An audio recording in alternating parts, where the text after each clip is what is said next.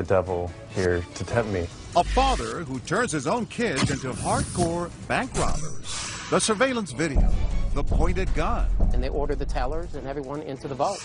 And the 18-year-old daughter behind the wheel of the getaway car. It was my family. The loyalty was greater. Now, childhood photos replaced by mugshots.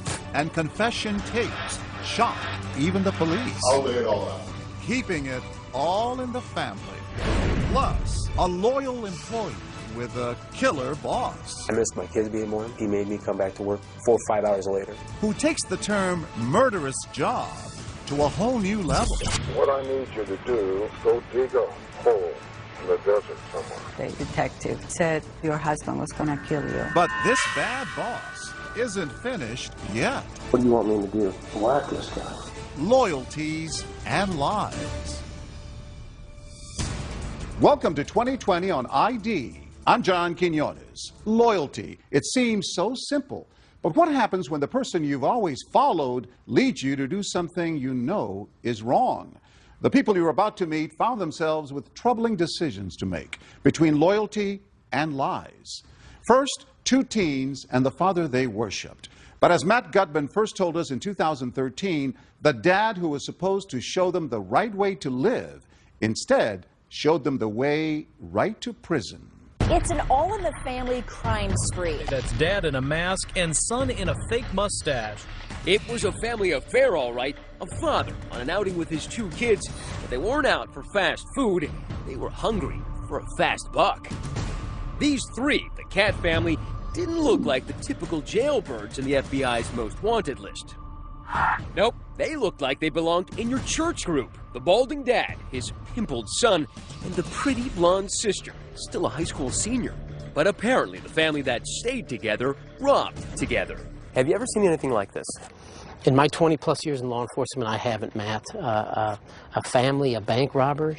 If news of Daddy's misdeeds bewildered local cops and journalists, it blew away their own family members. Horrible. Horrible. How can I wrap my brain around this? How could this have happened? We spent 13 months piecing together this story, talking to every major character. It begins where it ends, with Dad, Scott Cat. We met the father of this felonious family here. Nice to meet you. Nice to meet you. Behind 2 inches of glass at the Fort Bend County Jail in Texas. It's shocking to me because I've never been in trouble before. That would be the first of many lies he would tell us. Back then, we couldn't have known this tale would have more twists than a knotted rope, especially given how Cat started life. With a homemaker mom and a dad who worked at the local bank. Good student? He was a football star. Everyone, especially his mom, remembers him being so likable. Scott, he was so much fun. Great sense of humor. Always wanted to make us laugh. Scott Cat fell in love and married his high school sweetheart, Beth, a champion swimmer. She called him her handsome cowboy. What was Beth like? Beth? Oh, very, very loving. Good mommy. Terrific mother. It seemed like they had it all. They really did. He became a structural engineer, and the all-American family settled into a 4-bedroom house with a front porch tucked into Oregon's wine country. They both had great jobs. They both had great cars. They had the 2 kids. They had the dog. Everything that you work so hard to do. Money, family, love. Scott and Beth had everything until Beth was diagnosed with breast cancer. Her daughter, Abby, was just a baby. The only memory I have of my mom, she was on a bright orange stretcher being carried down the stairs, and I remember her face. So your first memory of your mother, or your only memory, is one of her being carried away on a stretcher? Yeah, that's all. But I hold on to it maybe as a good thing. Because it would be the only thing she had. Beth Cat would die at the age of 32, leaving behind 4-year-old Hayden and 2-year-old Abby. Suddenly, Scott Cat was a widower, a single dad with toddlers. How did you deal with it personally? I didn't deal with it. You were in denial? Completely. I was in denial about needing help, about grieving, about depression, about my ability to raise them by myself. You know, I started drinking heavily. What does heavily mean? Well, a 5th a day. A 5th of 5 pair of Jack Daniels a day. It's a lot of booze. It's a lot of booze. While Dad was drowning his sorrows, the kids were thriving in the pool. The star swimmers were also decent students, and when he was sober, their dad was the proud president of the swim club. And the kids idolized him. He was my best friend for a long time. He was a whole lot of fun, loved water parks and Disneyland almost as much as the kids. We'd all be on the ride together. It was just fun. We were all screaming and yelling, and he went on all the rides with us, and that's cool. So cool that he was really more a friend than a parent. There wasn't really a disciplinarian. I mean, there was no one there hounding us to do homework or keep up our grades. I knew it wasn't normal, but to me it was my normal. Abby and Hayden, by this time young teenagers, soon realized Dad was fun, but they could only rely on each other. We were very close.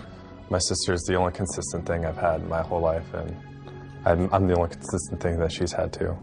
Well, my brother's my best friend. He was basically the only one that was there for me. I can just look at her and know what's on her mind, what she's worried about. What Scott's kids were worried about most, their dad's drinking. Some of it in plain sight. There were arrests, there was brawling, disorderly conduct, and a new, more expensive vice, cocaine, he says. I'd say probably 3-4 grams a week. Scott partied away their savings. They went bankrupt. They lost their home. The lights went out. For a fresh start, and Scott says a new job, Cat traded the Oregon greenery for this scenery. An apartment in a Houston suburb with a whole lot of banks nearby. Money was tight, and I was really depressed. And, you know, I had complained to him saying, you know, if we didn't have to worry about money, there wouldn't be any of the stress or any of these negative things happening in our life. That's when he approached me and said, would you be willing to do something to get some money more illegal than selling drugs? And I said, yes. So you're 18 years old. You need money. Your father says, I have a plan to rob a bank. Shouldn't your first reaction be, are you crazy? Looking back on it, I can't believe that wasn't my first reaction. To say, are you insane? Why did you go along with it so easily? I had a real struggle. I knew it was wrong, but I was really motivated by the money. The night before the first bank I was supposed to rob with him, I had kind of a panic attack all night, deciding, do I want to go down this path of evil, or is this not for me? Ultimately, Hayden Cat would agree to walk down that path of evil. He really wanted my help. In his mind, 2 people could be much more successful at it. But maybe a third would be even better, and there was just one cat left to choose. Scott told Hayden to talk to his sister into joining their gang. She was a high school senior, just 3 months shy of graduating. My dad sent my brother to ask me. Your dad sent your brother to ask you? Yeah. To rob banks with them? Yeah. And then the next day, my dad just basically laid it all out. You know, I'll buy you a new car, and I'll get you an apartment. In some way, I was led on, like, this is how I protect them, and these are the only people I have. Now, son and daughter say this is when they crossed over to the criminal side. A plan was in motion, the mark, the Comerica Bank, just down the block. The morning of the first bank, I asked my dad, you know, are you the devil here to tempt me? And his answer is what really scared me. He said, yeah, probably. I'm asking you to rob a bank. So he knew full well the world he was bringing you into. The biggest point he made to me was the plan for all the details. The details would have been what you've seen in the movies. The fake mustaches, fake guns, in hopes of getting real cash. But what the kids were really banking on was beginner's luck. I was actually shaking so bad that the employees grabbed the bag and started throwing money in for me. The family robberies. What could possibly go wrong? When we come back.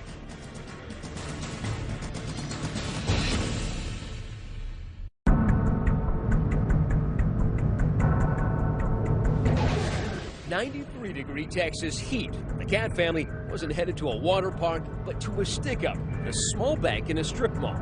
The man with the gun was Scott Cat, and along for his first heist, his apprentice, his 20-year-old son, Hayden. Their disguises? Painters' masks and white overalls. Outside, waiting in the getaway car and communicating with the men on walkie-talkie, 18-year-old Abby. Once we walked into the bank, then it was on. I was running on so much adrenaline and so amped that I wasn't even really feeling anything. Two individuals walked into the bank, and they ordered the tellers and everyone into the vault. Did they say anything? Put your hands up and get into the vault. He was the muscle with the gun, and I was the money guy. Both men are big, over 6'3". Their sheer size and the gun enough to terrify customers. But it's the novice bank robber who's quaking in his boots. I was actually shaking so bad that the employees grabbed the bag and started throwing money in for me. In Hayden's hands, more money than he'd ever dreamed of. How much does $50,000 weigh? I'd say about 15 pounds. With their garbage bag full of cash, they sprint out of the bank to the getaway car, which has been outfitted with stolen plates. The wheelman, a frightened teenager. I was scared. I mean, it's just something you just like want to be over with. And what was it like driving the getaway car? You know, it's hard because you want to obey traffic laws, but your adrenaline is pumping. It was hard. I had them in my ear. My dad would yell at me to not drive fast, and so I didn't. Despite the heckling from her backseat driver dad, the reluctant 18-year-old gets them to their apartment, half-mile away, undetected. The heist had gone off without a hitch, just like Dad had promised. Was there a woohoo moment? Not till we got home. With her sack full of 50 grand, the spending began. Cars, motorcycles, booze, and drugs. Abby's spending much more sensible. How'd you guys celebrate? I went off on my own and just got my nails done. In fact, the money came so easily and went so fast, within 2 months they burned through all their loot. Time for another bank job. The First Community Credit Union, just a few miles from the scene of their first crime. Before the hit, Abby cases the bank.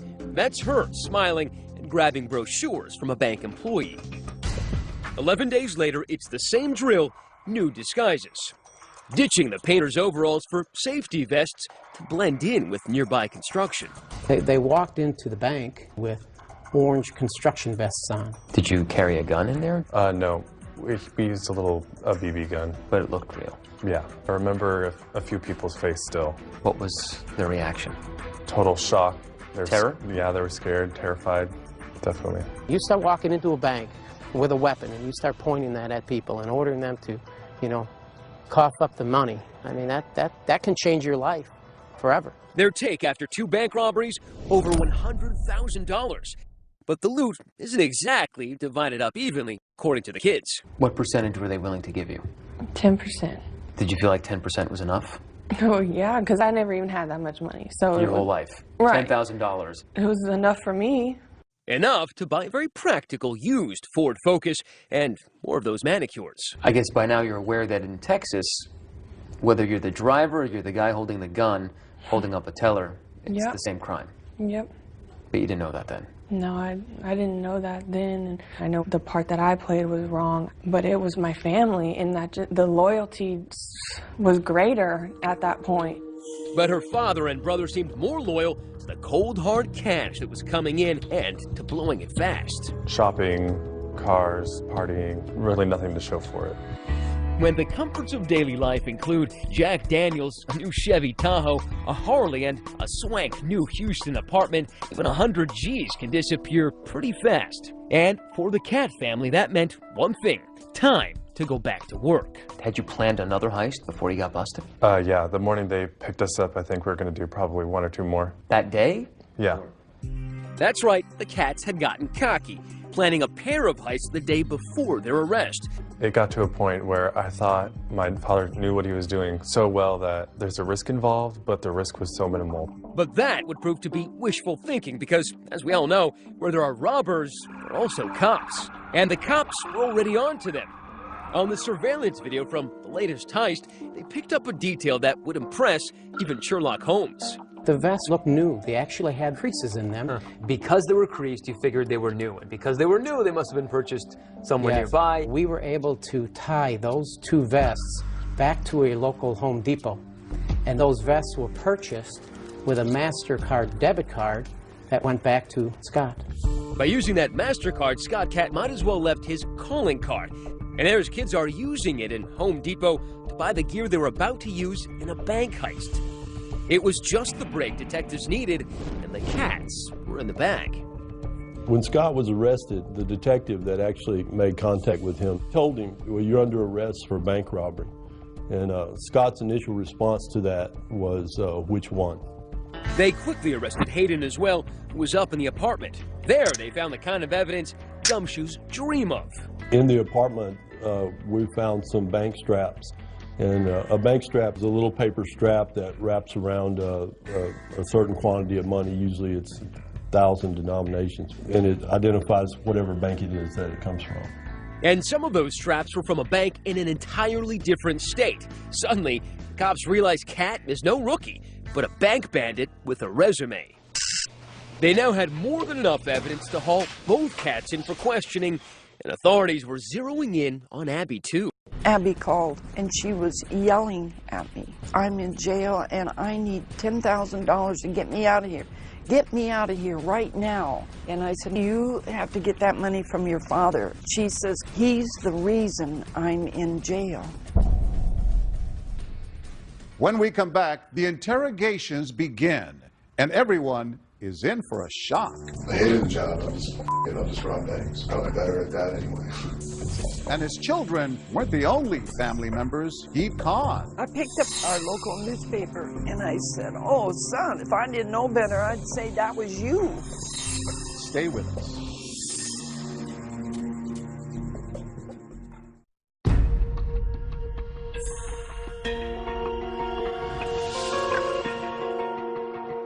Police had nabbed Scott Cat for holding up 2 banks. It wasn't the only cat in the hot seat. Just down the hall in another interrogation room was his 20-year-old son, Hayden.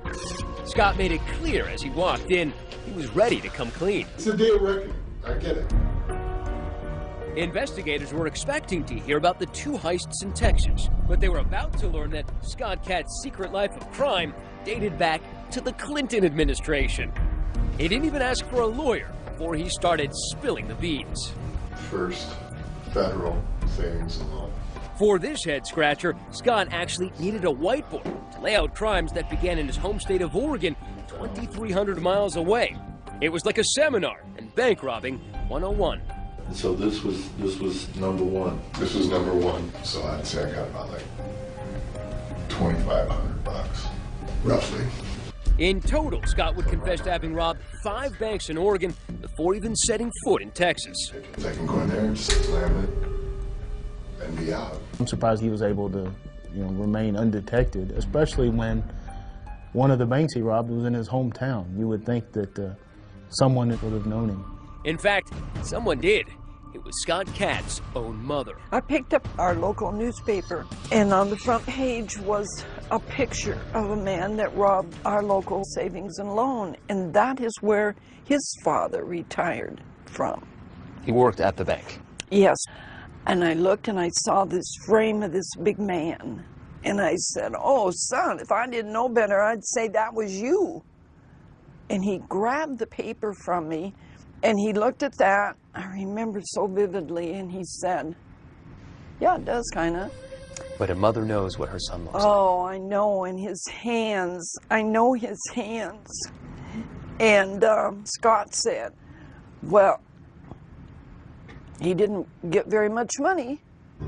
But her son was honing his skills, and you know what they say about practice. With each hit, he was banking more and more money. That one I got close to 30, because by then I had figured out that there were 2 cash drawers, so I made sure that I got both cash drawers. I selected a bank based on accessibility and escape. He didn't just see a bank and decide to rob it the next day. He would plan for weeks at a time. How many of those did either Hayden or Abby know about? None. This was all just... Not a one. I mean, you got to think back. They're still pretty young here. Scott says it was a job opportunity that brought them to Texas in early 2012. By then, Abby and Hayden were teenagers. Well, I had a nice chunk of money to come to Houston, right, and I blew it. Partying. I just blew it. The cash tasted so sweet, Cat craved more, soon blowing off that job in Houston to focus on his more lucrative gig. I hated the job. It was a really bad job. I'll just rob banks. I'm probably better at that anyway. And in his new full-time job, he knew more help could mean more money. This is where I started to, you know, talk the kids in. Hayden wanted to come out here, and I said, well, look, you know, there's a business proposition I have for you. I talked him into it.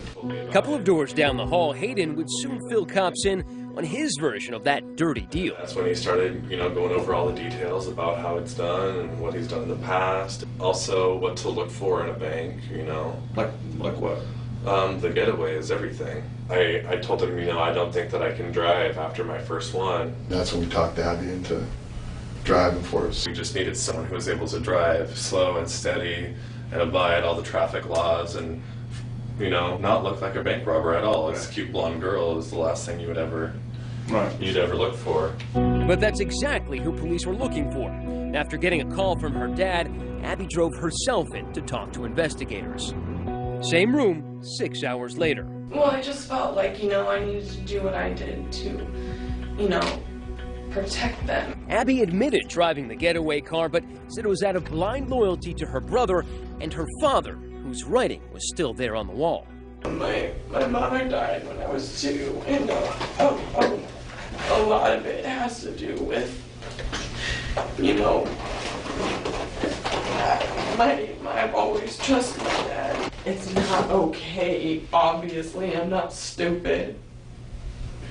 But when it's your dad, it's almost like it is. I convinced her of it. She trusts me completely because she doesn't have anybody else to trust. But according to Texas law, it was a little too late to take the blame now. David Ryan is Abby's lawyer. Abigail Catt was facing 5 to 99 or life in prison for aggravated robbery, even though she didn't put a gun in anyone's face, because under Texas law, just being involved in the crime itself was enough to make her as culpable as her father and her brother. By the end of his 2.5-hour confession, it was clear Scott Catt wouldn't be winning Dad of the Year anytime soon. So that's where we're at today. And after a decade of robbing banks, what do you have to show for it besides 2 kids on the fast track to becoming felons? About all I got in my wallet. Maybe whatever Hayden has in his wallet. That's about it. Hayden had counted his, just $30. When we come back, Scott Catt makes a pledge. If you were offered a deal where you had to spend 25, 30, 40 years in prison in exchange for both of your kids going free, would you take it? Absolutely. But he has one more surprise for his kids. This is your letter to Abby, by the way. Where did you get it? Stay with us.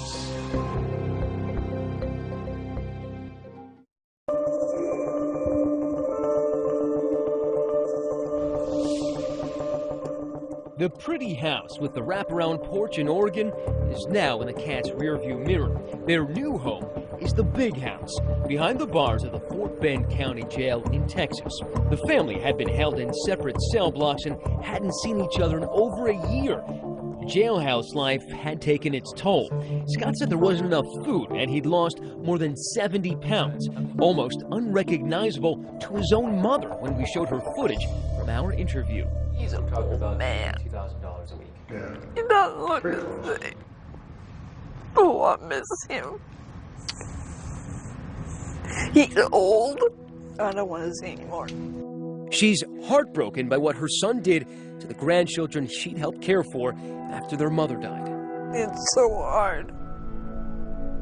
I wish I knew why he did this. I will never know. When we sat down with Scott, he wanted us to believe he was a changed man, a father who would do anything for his kids. If you were offered a deal where you had to spend 25, 30, 40 years in prison in exchange for both of your kids going free, would you take it? For them going free? Absolutely. What about life in prison? Sure. Would you have said you were a good father? I thought I was. Do you think you are now? I have the serious doubts. I mean, I think that we're all sitting in here right now because of my inability to be a parent. What would Beth say, your first wife? What would she say about you dragging your kids into... I can't even imagine. Can't even imagine. I'm really ashamed. Mommy. That's when he cries. About my mom. He wouldn't cry about his kids, but he cried about his wife. Yeah. In fact, as we would learn, he would put in pen and ink how little he cared. Abby's lawyer gave us letters from their dad in which he encouraged them to do hard time so that he could do less of it. With this new information, we went back to confront Scott, this time face to face. This is your letter to Abby, by the way. Where did you get this? It's your handwriting, isn't it? Yeah, it definitely is. And it's your letter. Yes. You told me recently that you would be willing to spend life in prison in order that your kids do not spend time in prison. But here you are asking her essentially to do time for you. I was trying to manipulate. I'm trying to get something Who are you from everybody. manipulating? I'm trying to get everybody something that they can live with. Everybody. You got your kids involved in this. And you're asking them to do time for you. It says it right here. I do believe that you doing prison time will be good for me, and I know that wasn't an easy choice for you. And that's what she said to me in the previous letter, that she was willing to do that. Wouldn't most parents say, try to dissuade their children, say, please, don't admit to anything. I will take the entire blame here. I would love to, but they have so much evidence on everybody that what are we supposed to do? Your father says he blames himself. He says he's lied to you for many years. Mm-hmm. Do you believe him now? Am I just supposed to believe him all of a sudden? I want to, and I've always wanted to. But I believe he feels remorse, but I also believe that he still didn't have my best interests through all of this, through all the court stuff. Does it make you angry? Make you sad?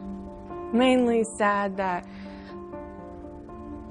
a situation like that was put in front of my face from the person that is supposed to keep me away from things like that. And that's been the hardest to deal with because that doesn't happen to everybody. And I feel like now I've lost my mom and now I've lost my dad. When we told Scott his kids thought he'd failed as a father, he was dumbfounded. Did they forget about all the times, the happy times, if they don't remember the trip to Disneyland? I wish I could have made those memories a little more lasting for them. And unbelievably, despite everything, Abby and Hayden say they forgive their father. I've forgiven him because I have to for myself, or I probably wouldn't be able to sleep at night. So I can start to live a normal life. I don't want hate, anger, any of that in my heart. If your father were right here, Hayden, what would you say to him? I'd tell him that I forgive him. And that I don't want him to carry this burden around with him for the rest of his life. But while his kids might forgive him, the court does not. How do you plead to the offense? Are you pleading guilty freely and voluntarily? Scott Katz's 15 minutes of infamy would stretch into 24 years of prison. I mean, I'm 51 years old, so to me, that is life. If I don't have the opportunity to get out and see parole and make amends to my family and friends and repair some of those relationships, then it might as well be life. Hayden accepted a deal of 10 years, a sizzling cell in Texas, a world removed from his suburban childhood in Oregon. Well, what do you expect prison life to be like? Hell. As close to hell on earth as you can get. How do you plead to the offense? Abby pled guilty and was given a 5-year sentence. Sheriff Troy Nels was so disturbed by Scott's manipulation of his kids that he's decided to help Abby. Instead of shipping her off to prison for 5 years, he's decided to keep her here at the jail, where we found her stitching patches onto police uniforms. I just feel that she's more of a victim in this. So my goal is to try to educate her, get her where she can get her GED, and try to teach her some type of a skill set here. So when she gets out, she can lead a productive life. For Abby, all she has left is her brother, Hayden. Why does that make you sad now? I feel like I can't help him and I can't comfort him, and that makes me sad. Making an unprecedented gesture, Sheriff Troy Nels allowed us to bring them together one last time before they served their sentences. Brother and sister haven't seen each other in a year since the day of their arrest. Hayden is brought in shackled, hand and foot. And the jailhouse rules were strict. No touching. The soulmate siblings couldn't seem to help, reaching out. Abby. Breaking one last rule. Are you doing okay? Yes. Okay. I'm just happy to see you. Yeah, me too. Abby, I'm sorry, okay? I don't blame you for anything, Hayden. Just know that I love you forever. I love you too. I don't blame you for anything. Nothing. It's gonna be a long time until I see you. I know. I love you. I love you too. Can I give him a hug? No, I can't hug you. No? No. And on the spur of the moment, we asked the sheriff for one more act of kindness. You guys want to give each other a hug. The sheriff says it's okay. Really? Oh. It could be 10 years before Abby and Hayden could embrace again.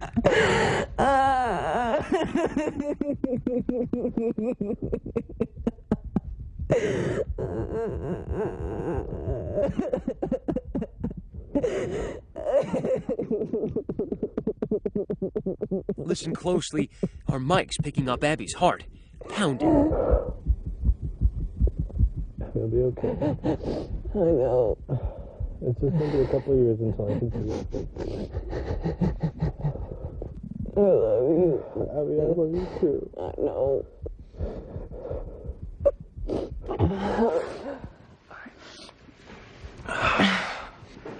I don't want you to go. I know.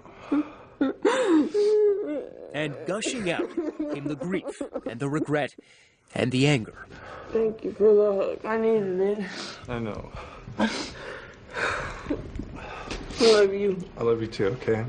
Okay. If you ever start to feel down or anything, just start to think about all those good times we had, okay? Okay. That'll get you through. Okay. All right. I love you. Abby, I love you too. I'll see you soon, okay? Okay, bye. And after 10 minutes of comfort, shackled again. The siblings' love for one another, the one thing their foolhardy father couldn't destroy.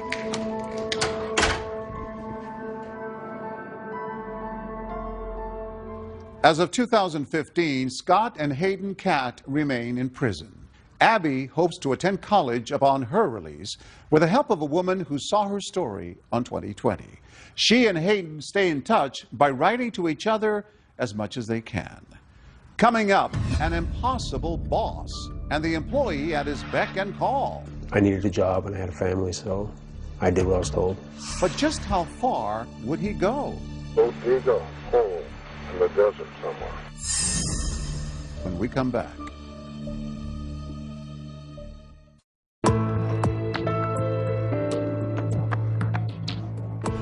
A long-suffering employee spends years meeting his boss's escalating demands, and then a new task, one that would make him an accomplice to murder. As Jim Avila first told us in 2013, the question was, would he follow orders or take the lead straight to the police? Welcome to Arizona Shower Door, a sprawling box of a company in Phoenix, lined with palm trees, where 45-year-old Patrick King had tried to earn a living and support his family. That is, until he got a call from his boss to meet him here in this bank parking lot for a special favor. That's Patrick's truck. Inside is Patrick and his boss, Fred Nadler, and this is their day-off conversation. What I need you to do, in super secrecy, okay, is go dig a hole in the desert somewhere. Dig a hole in the desert? Sound odd, even suspicious? Not to Patrick. In fact, it was just the kind of thing he was expecting after 5 years of working for Nadler, a self-made millionaire and owner of Arizona Shower Door, whose corporate credo was as clear as the glass he peddled. This is my company, you work for me, and if you don't like it, there's the door. Was he serious? Oh, yeah. Patrick started out as a crane driver, but quickly became Fred's right-hand man. And what kind of boss was he? Ruthless.